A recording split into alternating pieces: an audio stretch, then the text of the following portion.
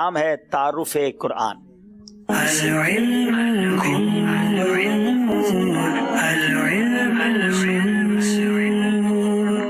پاک کی بہت ہی شاندار معلومات پر مشتمل یہ سیگمنٹ ہوا کرتا ہے۔ مانسیرا والوں سے سوال ہے، اور کیا سوال ہے، یقین کرے سوال پڑھ کر مزہ آ گیا تو جواب کی عالم کیا ہوگا۔ قرآن کریم بھی سخی اور کعبہ معظمہ بھی سخی ہے، دونوں کی سخاوت میں کیا فرق ہے؟ سبحان اللہ۔ قرآن بھی سخی ہے اور کعبہ بھی سخی ہے، کیا بات ہے۔ قرآن پاک بھی سخی ہے اور کعبہ معظمہ بھی سخی ہے، اور ان دونوں کے درمیان فرق یہ ہے کہ کعبہ معظمہ کے پاس جا کر لوگ فیض پاتے ہیں، جبکہ قرآن پاک گھر گھر جا کر فیض بخشتا ہے، یعنی مشرق و مغرب میں قرآن پاک دریا کی طرح پھیلا ہوا ہے۔ اور جو ان پڑھ لوگ ہیں ان کے لیے اللہ تبارک و تعالیٰ نے علماء کرام کو پیدا فرمایا، تو علماء کرام ان کے لیے بادل ہیں تاکہ قرآن پاک کا نور ان پر بھی برسے۔ واہ واہ واہ واہ، قرآن بھی سخی، کعبہ معظمہ بھی سخی ہے۔ فرق یہ ہے کہ کعبہ معظمہ کے پاس جا کر لوگ فیض پاتے ہیں، قرآن کریم دریا کی طرح ہے، مشرق و مغرب میں گھر گھر پہنچا ہوا ہے، اپنا فیض جا کر دیتا ہے۔ اور جو ان پڑھ لوگ ہیں، قرآن پڑھنا نہیں جانتے، ان کے لیے اللہ نے علماء کو بادل بنایا ہے تاکہ ان پر بھی اس کی رحمت کی بارش برسے۔ تفسیر نعیمی کے حوالے سے کیا شاندار جواب ہے، جواب درست دے دیا ہے۔ سورہ نحل پڑھنے سے کیا فائدہ حاصل ہوتا ہے؟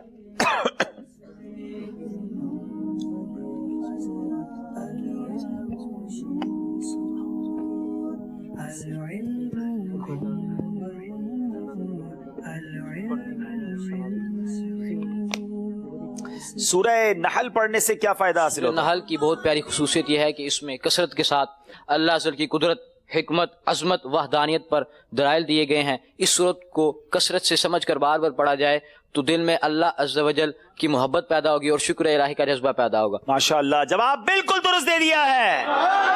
مانسیرا والوں سے سوال، سورہ بقرہ کی کون سی 10 آیات پڑھنے کی وجہ سے قرآن پاک بھولنے سے حفاظت ہوتی ہے؟ حافظ بچے جو حفظ کر رہے ہیں یا حافظ قرآن ہیں، غور سے جواب سنیں گے۔ قرآن پاک بھولنے سے حفاظت ہوتی ہے، سورہ بقرہ کی وہ کون سی 10 آیتیں ہیں؟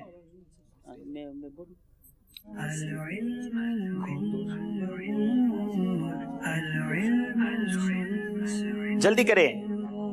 جو شخص ہمیشہ سوتے وقت سورہ بقرہ کی 10 آیتوں کی تلاوت کرتا ہے، یعنی 1 سے 4، 155 سے 157 اور 184 سے 186، تو اس کی برکت سے وہ کبھی بھی قرآن پاک نہیں بھولے گا۔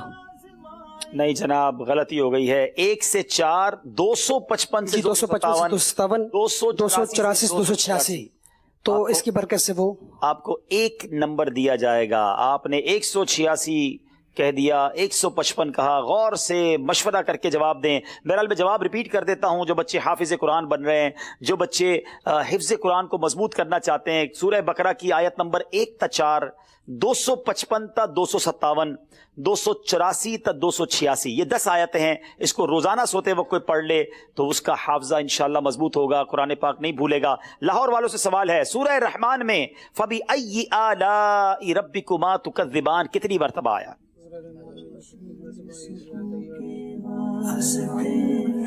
یہ آیت مبارکہ فَبِأَيِّ آلَاءِ رَبِّكُمَا تُكَذِّبَانِ سورہ رحمان میں 31 مرتبہ ارشاد ہوا ہے، 31 ٹائم ارشاد ہوئی ہے۔ قرآن پاک کی زینت سورہ رحمان، جواب درست دے دیا ہے۔ بتائیے کون سی سورت آدھے، کون سی تہائی اور کون سی سورت چوتھائی قرآن کے برابر ہے؟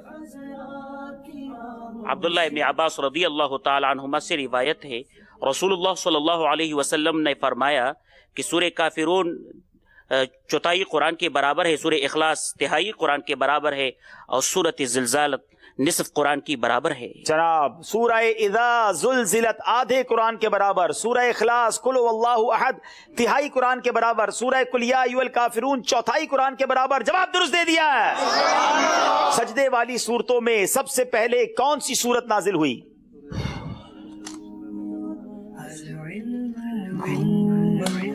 حضرت عبداللہ بن مسعود رضی اللہ تعالیٰ عنہ فرماتے ہیں کہ سجدے والی صورتوں میں سب سے پہلے سورہ نجم نازل ہوئی، سب سے پہلے سورہ نجم نازل ہوئی اور اس کی تلاوت کر کے نبی پاک نے سجدہ کیا، جواب درست دے دیا ہے۔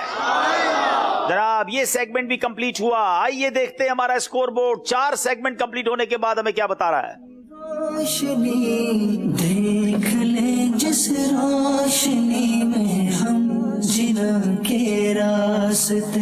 31 نمبر ہیں لاہور کے، 29 نمبر ہیں مانسیرا والوں کے، 2 نمبر باقی ہیں اور انہی 2 نمبروں کو کور کرنا ہوگا مانسیرا والوں کو اگر مقابلے میں آگے آنا ہے. ناظرین